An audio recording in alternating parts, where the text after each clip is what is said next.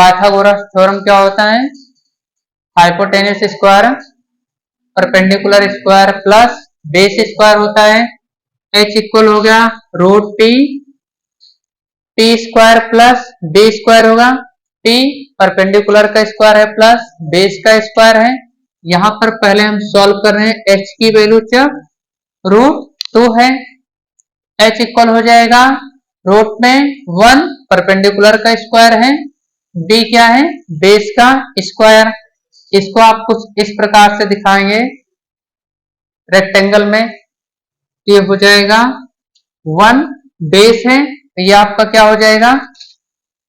Perpendicular side है, तो 1 and 1 दोनों का स्क्वायर करके आप सम करेंगे तो आ जाएगा रूट 2 आ जाएगा। अब इसका हमें बनाना है रियल लाइन पर रूट 2 को लोकेट करना है। ये आपका एक फिगर होगा, यहां पर पॉइंट लेट किया गया 0 है, ओरिजिन जहां से आप स्टार्ट करेंगे, यहां से आप 1 सेंटीमीटर राइट हैंड साइड में गए, तो यहां से आपने क्या किया? यहां से आपने एक 90 डिग्री पर परपेंडिकुलर 1 सेंटीमीटर की लाइन ड्रा की।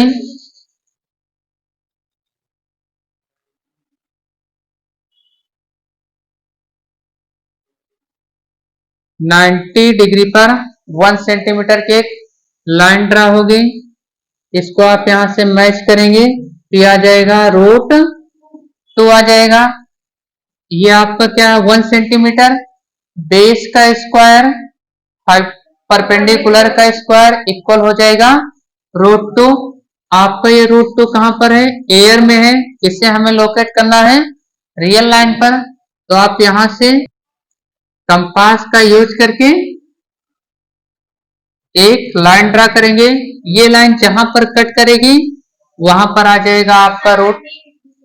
हाँ, यहां जो आपका ओरिजिन है, ओरिजिन से हमें इस पॉइंट से एक लाइन को ड्रा करना है। लाइन को ड्रा करने के बाद में जहां पर ये इस लाइन को कट करेगी वो आपका हो जाएगा रूट 2। तो रूट 2 आपका आ गया रियल लाइन पर। लेकिन हमें सॉल्व करना है root 3 on the real line पर। तो रियल लाइन पर सॉल्व करने के लिए ये आपका आ गया है रूट 2। हम जानते हैं कि रूट 3 इसको कैसा लिखा जा सकता है? रूट में रूट 2 का स्क्वायर प्लस 1 का स्क्वायर लिख सकते हैं। रूट 2 का स्क्वायर क्या होता है? 2 आ जाएगा और 1 का स्क्वायर हो जाएगा 1। रूट 2 का स्क्वायर 2, 1 का स्क्वायर 1 आया और ये इक्वल हो जाता है रूट 3 के। यहां से आपको क्या मिला है? p की वैल्यू 1 है और b की वैल्यू रूट 2 है। अब हमें रूट 2 को बेस मानते हुए यहां से परपेंडिकुलर 1 सेंटीमीटर की एक लाइन ड्रा करनी है। हम अपने प्रोटेक्टर को यूज करेंगे, ठीक है ना? ठीक है, प्रोटेक्टर को यूज करके यहां से एक परपेंडिकुलर लाइन ड्रा करेंगे 90 डिग्री एंगल पर। यह आपका 0 से 1 हुआ। यहां से आपने रूट 2 को रियल लाइन पर लोकेट कर दिया है। तो यहां से आप एक 90 डिग्री का एंगल बनाते हैं 1 सेंटीमीटर के एक लाइन ड्रा करेंगे। ये आपको प्राप्त हो गया 1 सेंटीमीटर की लाइन। ओरिजिन से हम इस पॉइंट को मैच करेंगे। मैच करने पर ये आपका हो गया परपेंडिकुलर साइड, ये आ गया बेस। इन दोनों का स्क्वायर करने पर सम करने पर आपका आ जाएगा हाइपोटेनियस रूट 3।